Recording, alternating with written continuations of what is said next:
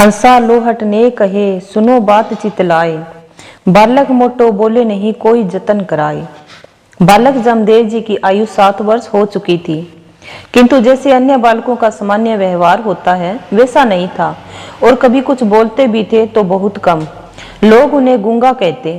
लोहट जी व माता हंसा देवी को ये चिंता रहती कि बालक बोलता नहीं है।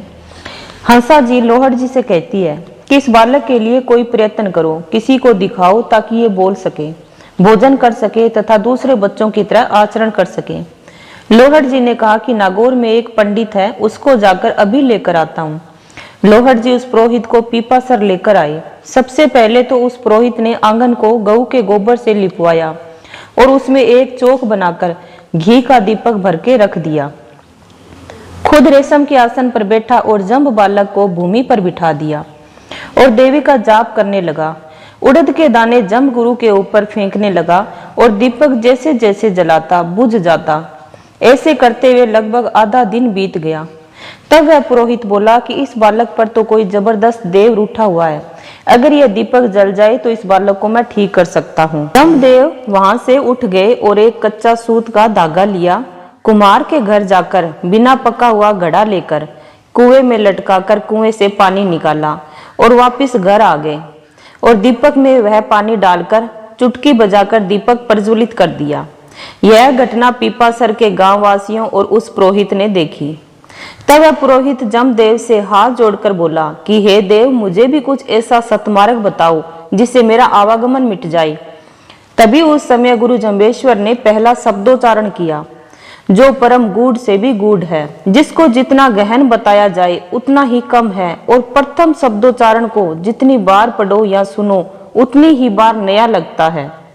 इतनी गहनता से ज्ञान यदि प्रथम शब्दवाणी में है तो 120 शब्दों में कितनी ही गहनता होगी, जिसको आज के समय हमने धूमिल कर रखा है।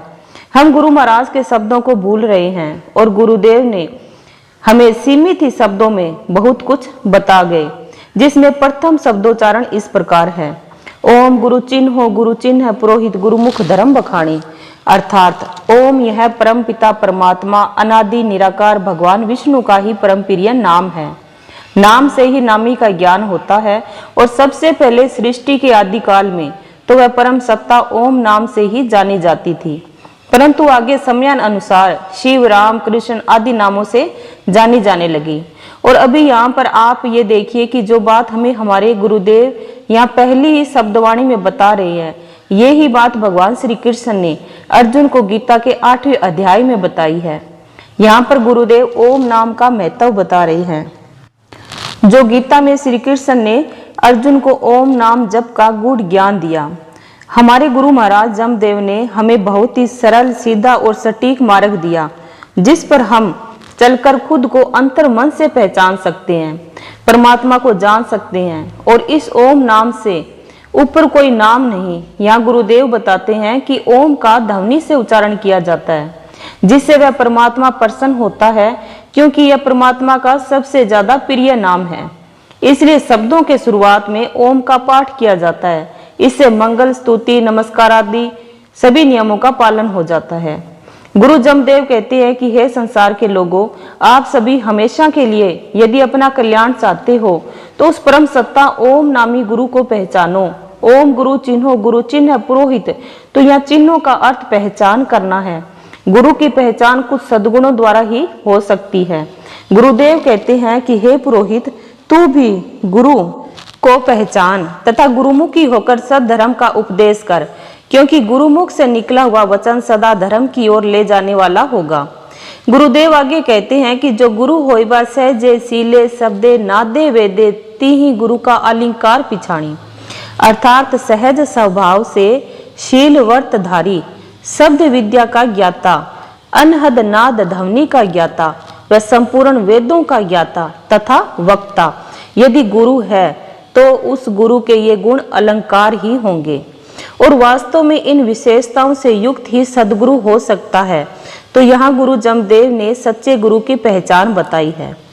छह दर्शन जी ही के रूपण थापण संसार बर्तन निज कर थरप्या सो गुरु प्रत्यक्ष जानी।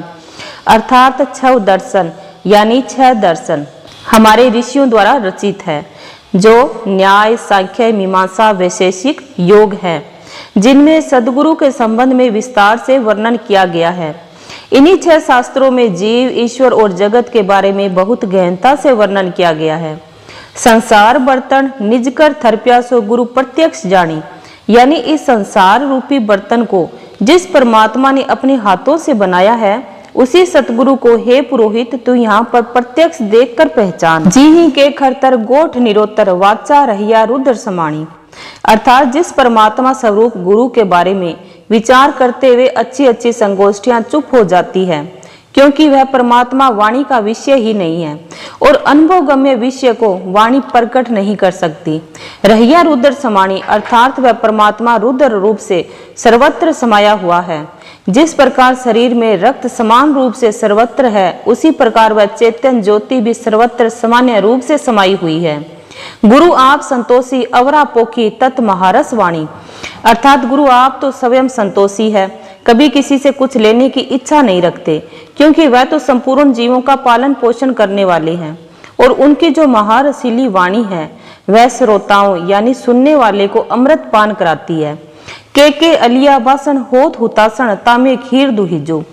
अब इसमें गुरु महाराज बता रहे हैं कि कुछ लोग कच्चे मटके की तरह होते हैं, उनमें दूध पानी कुछ नहीं रुक सकता। मतलब जिनका मन अभी तक मलिन है, उनके ऊपर ज्ञान की बातें असर नहीं करेगी। और वही मटका आग में पक जाए तो उसमें पानी दूध ठहर जाएगा। वैसे ही जो मूढ़ लोग हैं, उनके मन की मलिनता सदगुरु के अमृत वाणी से ही दूर होगी। रसुवन गोरस घी न लियो न तहाँ दूध न पानी। इसमें देखिए गुरुदेव बता रहे हैं कि जब दूध में से मक्खन घी निकाल लें तो पीछे छाछ रह जाती है। अब उस छाछ को ना तो पानी कह सकते हैं और ना ही दूध। ठीक उसी तरह इंसान के अंदर रस से भरी आत्म ज्योति तो है, लेकिन उसका साक्षात्कार नहीं हुआ, तो वह इंसान छाछ की तरह ही रसहीन हुआ। गुरु ध्यानी ये रे ज्ञानी तोड़त मोहा अति खुरसानी छीजत लोहा। मतलब ज्ञानी गुरु का ध्यान कर तो वह तेरे मोह बंधन को तोड़ेगा। जिस प्रकार खुरसानी पत्थर लोहे के जंग को काट देता है, उसे शुद्ध कर देता है, ठीक वैसे ही तुम्हारे इस मोह बंधन को सदगुरु ही काटेंगे। पानी छल तेरी खाल पखाला सतगुरु तोड़े मन का साला। गुरुदेव कहते हैं कि तेरा पंचभौतिक शरीर चमड़े की बनी हुई पखाल की तरह है। पखाल ऊंट के पीठ पर जब लाद दी जाती है और ऊंट चलता है तो पानी छलकता रहता है।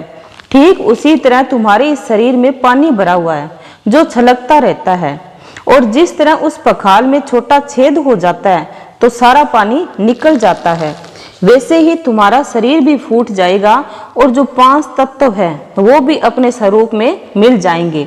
तो मानसिक दुख सिर्फ सतगुरु ही मिटा सकते हैं।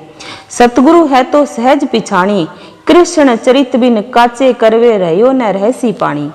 गुरु महाराज कहते हैं कि हे पुरोहित, तुम्हारे सामने जो बालक बैठा है, अगर वह सतगुरु है तो सहज ही पहचान कर लेना। और यहाँ पर गुरुदेव सतगुरु होने का प्रमाण भी देते हैं कि कच्चे घड़े में पानी कृष्ण चरित्र बिना ठहर नहीं सकता। अर्थात भगवान गुरुदेव और कृष्ण एक ही हैं। गुरु जम्बेश्वर भगवान विष्णु अवतार है और कृष्ण भगवान भी विष्णु ही अवतार है। इस प्रकार गुरु महाराज ने पुरोहित के प्रति ये प्रथम शब्द जो गुरु की महिमा से भरा हुआ है सुनाया।